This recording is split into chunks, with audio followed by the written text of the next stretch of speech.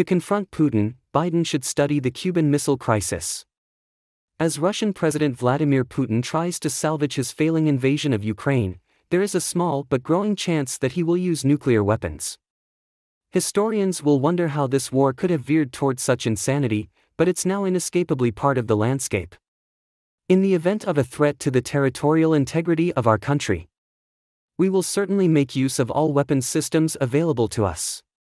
This is not a bluff, Putin said in a speech broadcast Wednesday morning. His nuclear umbrella appears to include Ukrainian territory that Russia has seized or plans to annex. How should President Biden and other world leaders respond to this outrageous blackmail? The answer cannot be to capitulate.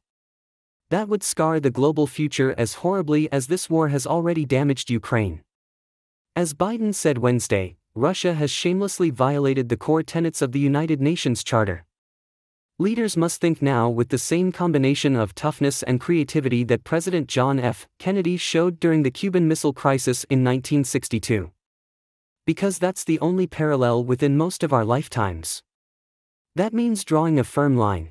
Kennedy never wavered on his demand that Soviet missiles be removed from Cuba, but it also means looking for ways to de-escalate. Let's start with the need for firmness from the West. The outcome in Ukraine will set the rules for the 21st century. If Putin's extortion succeeds, China will surely see it as a precedent for Taiwan. If Chinese leaders see that the United States and its allies can be cowed by a nuclear threat, they will act with greater boldness. That's the hidden danger of this little war in Ukraine. It could set the stage for a big war with China down the road.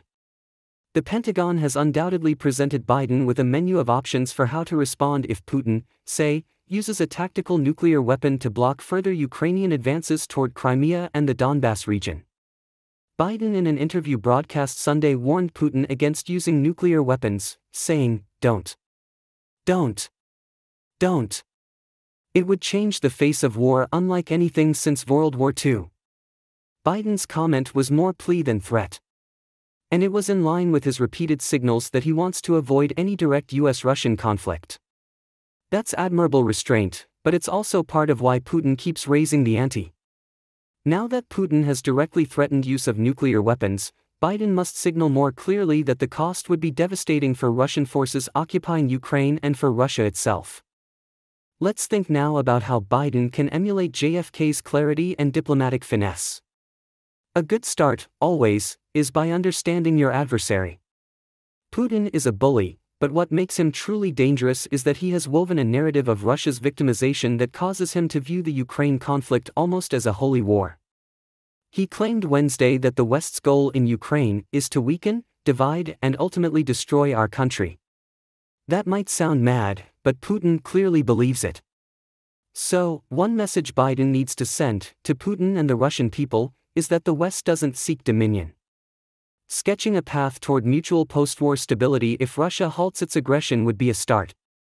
Kennedy's genius in the Cuban Missile Crisis was to respond to a message from Soviet leader Nikita Khrushchev that offered a path to de-escalation, rather than to more belligerent messages. Is there a similar off-ramp with Ukraine? I doubt it. But I was struck that Putin in his Wednesday speech repeated the same claim he made at a news conference last week in Uzbekistan, that Russia had been prepared for a peaceful settlement in the negotiations brokered by Turkey in Istanbul in late March, but that Ukraine and the West had balked. Okay, that's the letter to answer. Biden and Putin are a study in contrasts. One is an aging elected politician, the other is a famously vigorous, unelected dictator. One has near-consensus support at home for his Ukraine policy, the other is increasingly attacked in Moscow by right-wing hawks and left-wing doves.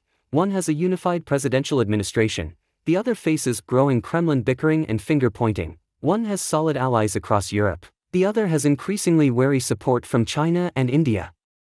Clearly, whatever the differences in age and aggressiveness, Biden's is the stronger hand. Ukraine, for now, shows no interest in the sort of diplomatic process that Biden has said is necessary to end the war. The Ukrainians want to press their advantage against the retreating Russians, regaining as much territory as possible before winter.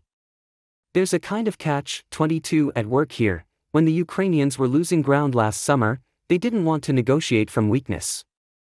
Now that they're advancing, they they see no reason to compromise from a position of strength. Kyiv needs a reality check about its longer-term battlefield prospects. Kennedy succeeded in the Cuban Missile Crisis for two reasons. First, he showed that he was prepared to risk nuclear war to stop a reckless move by Moscow. Second, through a secret back channel, he found a face-saving way to avoid the ultimate catastrophe. Biden should study both lessons.